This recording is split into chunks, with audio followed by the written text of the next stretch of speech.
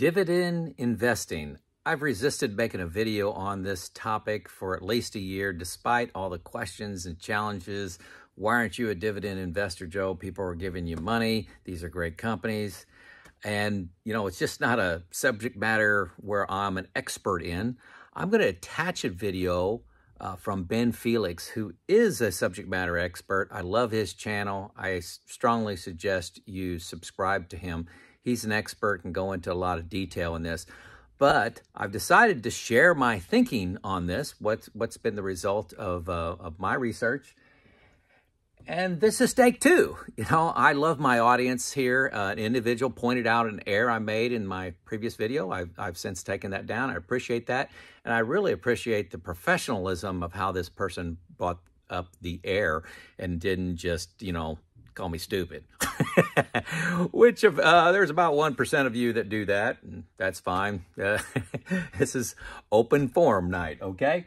So, hey, dividend investing. Let's make this real simple, okay? I list pros and cons here. On the pro side, hey, dividend-paying companies tend to be established companies. They've been around a while. They've got some level of profitability. They're good companies that you've heard of, Procter & Gamble, AT&T, companies like that, Google. So good established companies, you know, just they're going to be here usually for the long term.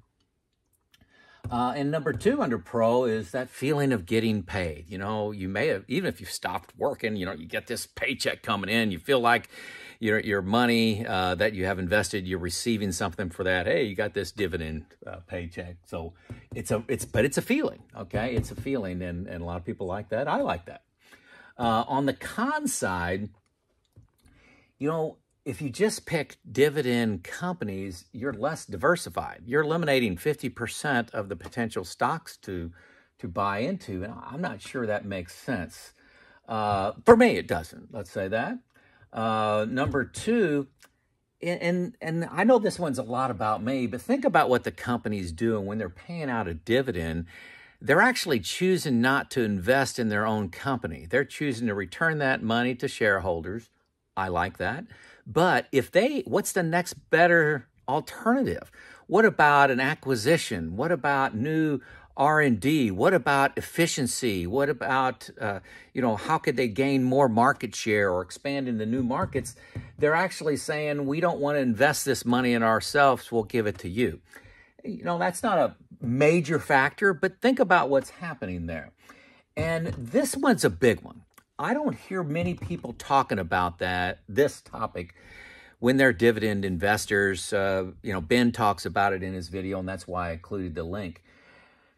Dividends that are paid out are effectively selling stock. If you have a stock that's worth $10 a share, and let's, for fun, just say it pays out a $1 dividend. This is just for easy math. You bought it for $10, pays out a $1 dividend. When it pays out that $1 dividend, your stock is only worth $9 a share. So yes, I understand you're not selling shares, but you have 10% less of the company than you had before, okay? So now it depends, you know, what do you do with that dividend? Do you reinvest it? Do you take it as, you know, income to use in your daily spending, whatever you decide to do with it? But the problem with essentially you're being forced to sell stock at a certain time. What if the stock market's down 20%? What if it's down 50%? Do you want to be selling your stock? You know, your answer may be yes or no, but I believe when the stock market's down 50%, you're going to really try not to sell stock, and you're forced to when, you know, you take dividends and you specifically pick dividend-paying companies. So all this considered is why I do not use dividends as a determining factor for the funds that I put into. And I think the logic and the best practice and understanding of the industry, you know, is kind of with me on this. Dividend investing, if it makes you feel good, great. But there's not a lot to back that up. So bottom line, I love getting dividends. Should it be a factor in your picking of you know, stocks or funds? I don't think so. It doesn't make sense to me. There are many factors that explain. I think they're up to 95% explained by size, momentum, value, profit, and market.